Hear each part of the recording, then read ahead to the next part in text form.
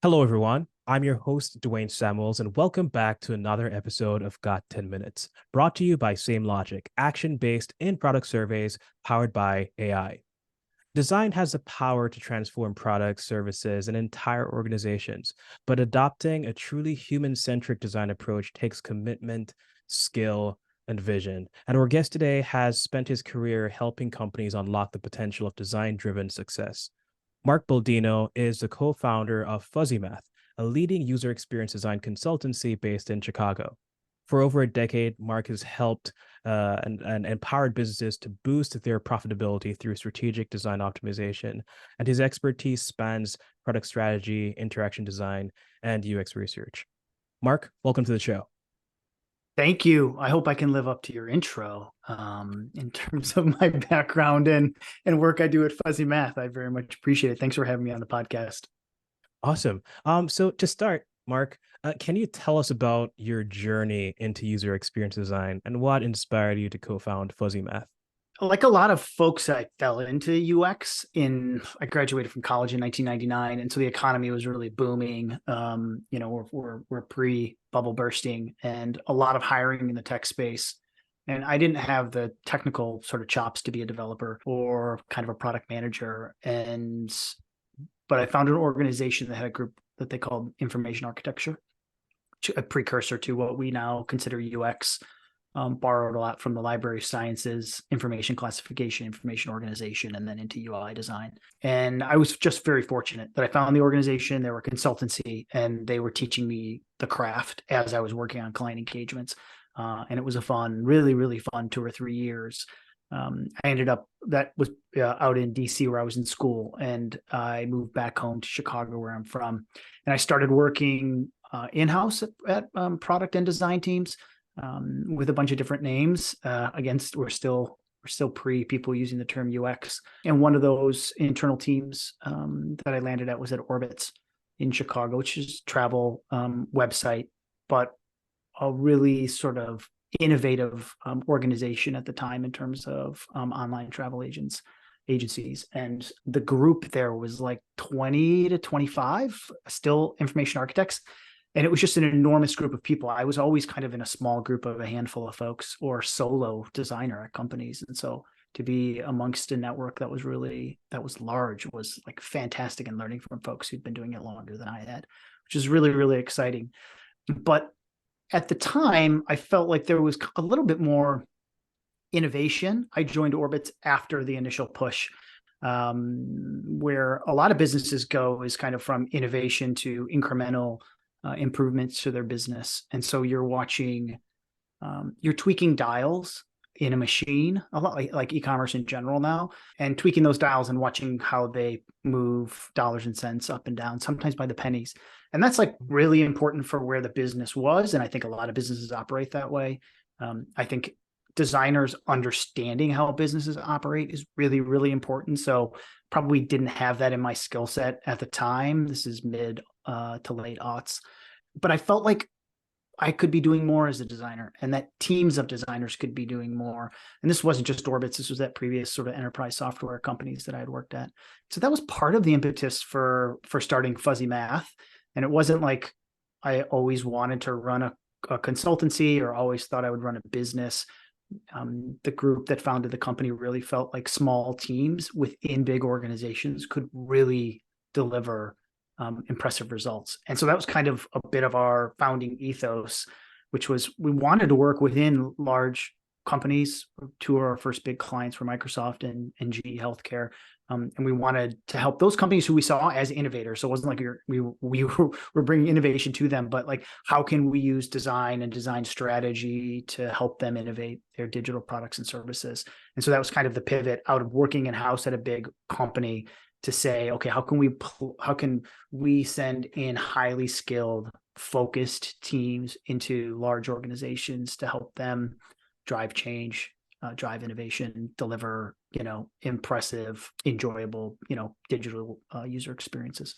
So you've worked in UX design for many years now, and you mentioned a while ago information architecture, which something I think So for the first time hearing about it classified Okay. as that as well. So pretty much like how's the field change, Yeah. from those times, how's it now? And since you first started, and what excites you most about the future of UX? So great. That's a great question. So what's changed is our role in organizations and the process itself. So user experience design or user-centered design or human-centered design, it's generally called now, is really about putting the human customer user, but we like to use the term human, so we're humanizing these folks at the center of a process, an organization, and a product, and really to drive change based on their needs, goals, and drivers. When I started in the UX field and when it was information architecture, you can even look at the terminology that we were using, right? Information classification, organization information organization, process design and analysis, which is now just one piece of the puzzle that we do as user experience designers. But it was kind of a very big part of what we did, or what I did originally. And then you had people in like human factors, which tended to be a much more like academic discipline and a lot of physical world computing and physical world design for computers and physical spaces. And those two worlds kind of merged in the aughts, to where information architecture was bleeding more into UI. But then we were doing things that weren't information architecture or process or UI. We were doing research and strategy. And that's the biggest shift in I think how designers operate now as design strategists, and how we view ourselves and our role at organizations. And I think how organizations in the right space can view us, which is we have the ability to deliver strategic results for organizations. It's still following a process of human-centered design, but it's doing it with a different lens. It's doing it with a different starting point. Like I like to joke to my team now, we have a lot of like people early in their career, really, really sharp designers, and they're gaining experience. And I think when you come out of a program or an accelerator, you're really hungry to do research and you're hungry to do strategy, right? Like that's what it means to do UX design.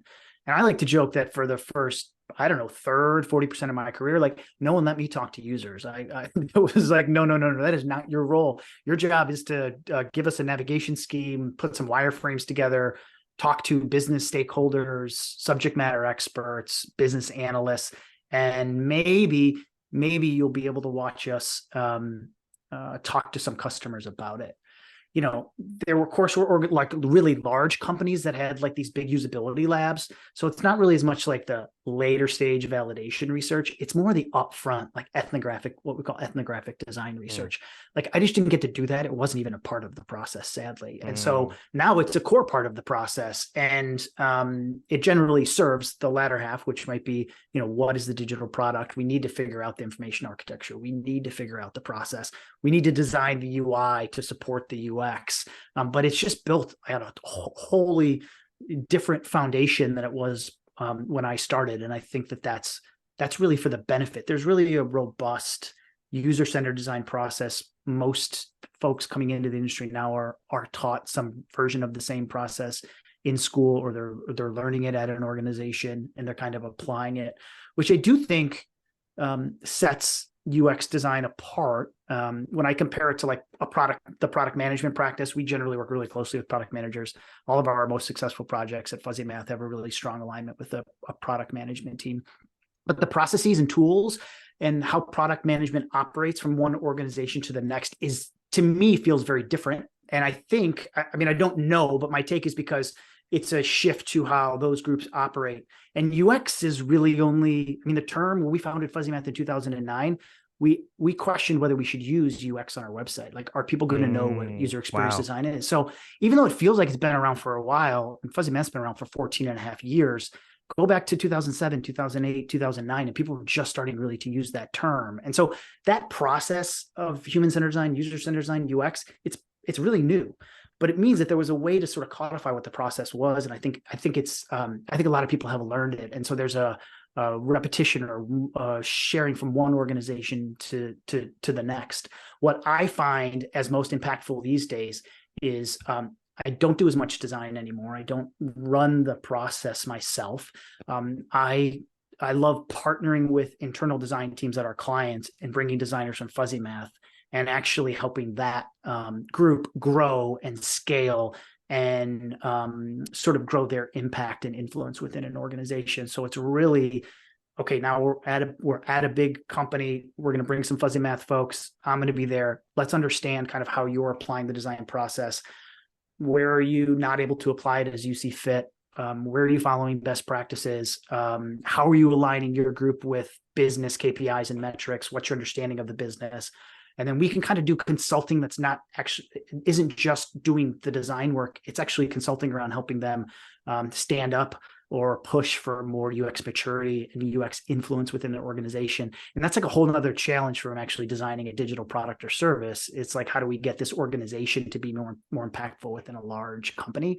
And like, that's a people challenge. That's a process challenge. That's a business challenge. That's a dollars and cents. It's a revenue, it involves things like revenue and how companies make money. And that side of the world of design, I never would have thought 24 years ago when I started that I would be having those conversations with organizations. So that really like fuels my fire when I can find those new challenges and kind of dive in from an UX organizational design perspective. So you obviously have a lot of experience, especially working with companies like Orbitz and OpenText. How did those roles prepare you for consulting and working with a wide variety of clients? I think one thing that being an in-house designer, specifically at a large company, OpenText is a large Canadian software company, enterprise software, and Orbitz, as I mentioned, is travel. Big companies operate in a specific way, right? There's a political structure. There's a lot of management. Getting something done can take a bit of time. Understanding the various needs of stakeholders who may know nothing about design or your process other than it results in a UI that our customer gets to utilize, which is fair. I don't expect everybody to come into a conversation knowing everything about my background, just as I don't about their sort of role in the business. But what working in those organizations really taught me was how to understand and work with stakeholders at various levels, vertically within an organization, up and down C-suite to peers, and horizontally across, different verticals and practices. And I got comfortable speaking to people who weren't familiar with design to try to figure out how to influence kind of the impact of our designs, how to sell design ideas. I'm not afraid to say that I think design is a lot about sales, and sometimes your idea, regardless of how good it is, but I'll just go with the assumption that that is the best idea for the, it's the best outcome for the user. But sometimes it's regardless of that, it's how well you can communicate that idea. It's how well you understand your stakeholders, how well you can speak to them. If I'm talking to a C-suite, how well can I connect what I'm doing and the decisions I've made as a designer? How well can I talk about how that impacts, their bottom line or their top line? And that is, I learned that from working in bigger organizations, and that helped me be a design consultant. And obviously now running a design consultancy, I feel like that's a big area of growth for a lot of my team, is not just the design process. Again, I think they're coming with a lot of that now. It's how do I apply this in the real world, and how do I communicate my ideas? How do I sell my ideas? How do I work with different stakeholders? How do I advocate for the design process? I don't think I didn't study design, so I don't know. Maybe that's changed, and there are some amazing programs out there now, but I don't think advocating for the right design process is a skill that is necessarily taught in a lot of classrooms. But it is, if you're working at a consultancy, I think in-house designers too, but certainly at a consultancy, like a lot of our time is spent advocating for the right process and helping our clients understand why that's impactful and then why they need to take the time for it. And if you can't do that, you're going to get sidelined a little bit. But I think that's like a direct line of like learnings and growth working in big orgs and understanding how they operate, and then applying that to our client work at Fuzzy Math. What are some of the common misconceptions business leaders have about UX, and how do you work to shift their perspectives? I think a perception is that we're slow, that our Mm, process slows everything down. mm, So speed to market is important. Change is important. A lot of organizational leaders, executives are working in 90-day increments where they have to make a quarterly report to the street, to the market, or to their board, or to advisors. And so they a lot of times think in those chunks. And you want to look at a 5-year product roadmap, and the design team's asking for, 3 months of research and strategy up front, 6 months of research and strategy up front, continuous rounds of research over and over again over the course of a number of years. That's a lot of dollars, and it's a lot of hours. And what's the tangible output of that? If I, as a designer, can't demonstrate the tangible output and why it matters to an executive, they're going to think that I'm sort of wasting a little bit of time as I get ready to do the work that they want to see, which is the UI at the end of the day. Because that's kind of the misconception, is UX equals UI. And it's part of it. I think a lot of people try to pull those terms apart. I just read a post on LinkedIn where somebody was sort of still fighting over those words. And I'm over arguing about it, because at the end of the day, that's the conception for a lot of executives. And if I can't, over the course of my work with them, help them separate it in their minds, then it's a real struggle. So they think what we do is pixels and outcomes. That's the outcome, is pixels. And really the outcome that I believe design has a role in is more enjoyable experiences for users, which I think, if you structure your organization, your UX team correctly, you can clearly demonstrate that user satisfaction connects to overall sort of customer satisfaction. And it's very easy for organizations to connect customer satisfaction up to business success. So how are you getting a continual pulse of your users within your ecosystem, and then applying your process and showing that, yes, this took a little bit longer, but look at the measurables that we've improved over the way. I think a lot of design leaders skip over the measurable component. They skip over the feedback component. I know you're in a space where you live this day in and day out, in terms of a product that helps people gain that. But a lot of design leaders skip over it, and they can speak to business, but they can't always do like job justification or process justification. And that's really, really important to do, to say, no, we're not just here to crank UI, and although that is sometimes what is maybe needed in the moment, even strategically for organization, it's really about, like, how do we demonstrate the value of the process we're following, the foundation we're setting up, and that taking this time up front is going to yield a measurable return in the future. And there's a bunch of ways you could do that in small increments. My advice to design leaders is not to start with a 6-month research and strategy phase followed by 4.5 years of design. It's to place much smaller bets and basically do some case studies, do some proof of concepts of the process, and be able to show, hey, had we not followed this process, we probably would have ended up here as we did with feature A, but we followed this process and we landed in here with feature B. And we have some data to prove that this is a more efficient process. This is people are happier during this process. There's less errors. And you build that case, and then you can kind of incrementally say, okay, now, hey, if we have a 5-year digital transformation roadmap. Now people understand that taking a little bit of time up front is actually a benefit, because it pays there's a reward at the end. But people just start with the process. And I think that that's not even a misconception of executives. It's how people present it. And I think it scares a lot of people, because it actually looks like it's fraught with risk. And the truth is, not doing it is fraught with risk. It's a lot riskier to step into design right away and start to build a product and get it out into market without sort of robust customer development and robust user research along the way, because you're going to validate that, you're going to test it, you're going to make incremental changes, as opposed to, hey, let's put all of our eggs in this basket and push it out. And lots of people still do that, and some of them are really successful, but I think it's hard to repeat that without following maybe a more robust sort of design product strategy process. When helping clients boost engagement and revenue through design, what metrics, since we spoke a bit about being metric driven, what metrics do you look at to determine if a design is successful?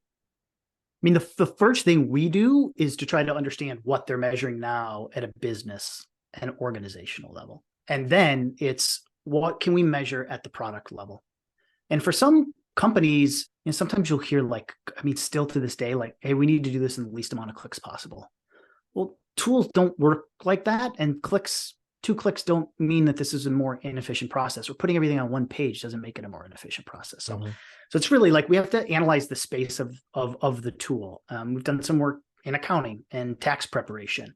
There is, there are metrics around error prevention. There's metrics around speed through process, where you can actually have some quantifiables there. But if you have a tool that's it's an analytics tool. Some people make business decisions based on analytics, and there's a data ingestion process and a data clean process. There's a report creation process, and maybe there's a few dashboards. It's really hard in that environment to say this is the most, stepping through it quickly is the most efficient way. So when we step into an organization, we try to figure out what's happening at the really high level from a business perspective, what's happening in the product perspective, and what can we measure, and what actually makes sense to measure for that product. And then we try to connect those two together. And generally a good connection for us is a customer user satisfaction score, which is going to give a sense of the perception of the tool by the people who are using it on a regular basis. So unlike a net promoter score, which kind of goes out to a broad group of folks and says, how do you perceive our product? Would you refer our product? That feels to me a little more marketing-esque. And so we will use a super Q score as one example of a metrics that we'll use, or a SUS is another one, which are really asking about the product itself and how you perceive it. Do you trust it? Did you have a lot of problems with it? And the key here is to get a baseline. Get your baseline as soon as humanly possible, from a CSAT, customer satisfaction perspective. And then get your measurables in product. And I think, asking key questions at key parts and processes, and again, this is custom depending on the tool, is really, really important. But maybe they get through, I'll use the tax example. They get through the document upload and organization. I got to upload all my forms and I got to sort them. At that point, you ask them a series of questions. Maybe there's a Likert scale there of how much you like this, feedback, and you kind of do it at a few key points. So you have these listeners out there in product that are tuning to the ear of the user. And then you're going to step out of that maybe on a regular cadence. I advise a quarterly cadence. You do this a customer satisfaction score, which goes out to users. So it's less in-app analytics and it's more, or in-app surveys, and it's more separate, but it's about the product itself. And you tie those two together, and then you figure out what the business cares about from a dollars and cents perspective. And you start to build your case over a few months or a few quarters of, hey, we're getting these improvements as we listen to the voice of the customer in the product. We now have a quarterly pulse of customer satisfaction. And we now can tie that to how it's impacting the business. Maybe some of those metrics for a SaaS-based company are going to be obviously things like how many customer complaints, how much customer service time are they spending, what's the sign up rate isn't great, but certainly the churn rate or the people who are re-upping their software subscriptions in a SaaS model is really, really important. And those are generally a series of key KPIs that a SaaS-based company is going to pay attention to. And as a design leader, I think it's your job to be able to tie the design decisions your team is making to how people feel about it in your product, to how it's resulting in a customer satisfaction score, and then how that's connecting to sort of KPIs at the business level. And I'm describing this in the course of, 2 or 3 minutes. This is super hard. It generally takes close to a year to get all this set up and working, because guess what you have to do? You have to go continue to design and run your process while you're trying to do all of this. And that's it's a whole job just to get the UX data and analytics set up. And so I don't mean to sound flippant or that it's really easy to do, but I think a lot of design teams, this is an assumption or hypothesis, I should say. I think a lot of design teams are suffering because they're not doing this and they're not connecting their work to the business value. And I think a lot of design leaders are sometimes regretfully losing their jobs because of it, and groups are getting downsized. This isn't the macroeconomic view. I just think it's measuring the impact of design is an area that we have to grow as a design practice and as design leaders. And if we don't, we're going to get pushed to the sidelines, or we're going to get viewed as going too slow and not delivering impactful results. And we got to we got to find a way to do it and carve out the time to do it while we're actually running research and delivering UI and handing off to development and working with product. Like you still got to run the craft, but if you don't wrap it in data and analytics and measurement, I think over time people are going to look at the group and say, wow, that's a really expensive group that sometimes moves slow, and I'm not sure what I'm getting outside of UI, and that UI seems to only be a quarter of their burn or half of the time. And that's not the accurate view, but it's what it looks like from the outside, unless you're in the design team day to day. So that's a little bit of, I don't know if that's evangelization for data and analytics, but I feel really strongly about it. And I think we have a lot of maturity to do as design leaders in that space. Got it. And this is my last question here. I ask everyone who comes on the show this question. And the question is, what's one weakness that you've turned into your strength? This is a really hard question for me. Actually, I don't have weaknesses. I think a lot of times I struggle to turn them into into strengths. I am a person that likes to have an answer and give it on the first try. And sometimes I'm right and sometimes I'm wrong. And this has less to do about design and more to do about running a company and being, a founder and a leader of a great group of humans, which is like that sort of weakness. I mean, I think sometimes people perceive it as a strength. Speak first, get the right words out. It is actually kind of it's a weakness in that you're not evaluating all of the options. You're not listening as much. And so I don't know if I've been able to turn it into a strength, but one thing I've learned in the past few years of leading an organization, a team of folks, is I got to listen a heck of a lot more. So I've if there's a strength I've made it into is listening and learning and then being able to execute on it. So I can still come up with the decision pretty quickly. I can still make the choice that I think is right for my company, for my team. But my inputs are a little bit broader these days. So I'm doing a lot more listening but I'm not stuck in like analysis paralysis. I'm just not jumping at the first thing that comes to my mind. And I'm taking more items into consideration before I make decisions, which I think is to the benefit of the people around me that I work with and that work for me. Awesome. Thanks for joining us on today's episode, Mark. Yeah, no, thank you. This was awesome. I loved being on it. Really appreciate you having me, and thanks for the thoughtful questions. And where can our listeners find you if they'd like to connect? Yeah, I mean, I'm on LinkedIn, Mark Baldino. I spend a lot of time on there, so feel free to give me a connection. You can find the Fuzzy Math team at fuzzymath.com. I also have a podcast that I started up at the beginning of last year. It's called UX Leadership by Design. So it's a lot of these conversations that I'm having with people who lead design teams internally. So that's available on all of your popular platforms. So would love it if somebody from this podcast found my podcast because it's something I'm putting a lot of time and energy into these days. Awesome. I'm going to make sure to check it out as well. Thanks for listening to the Got 10 Minutes podcast. To stay in touch, please follow us on LinkedIn or the podcast app you're listening to this on right now for more episodes. Take care.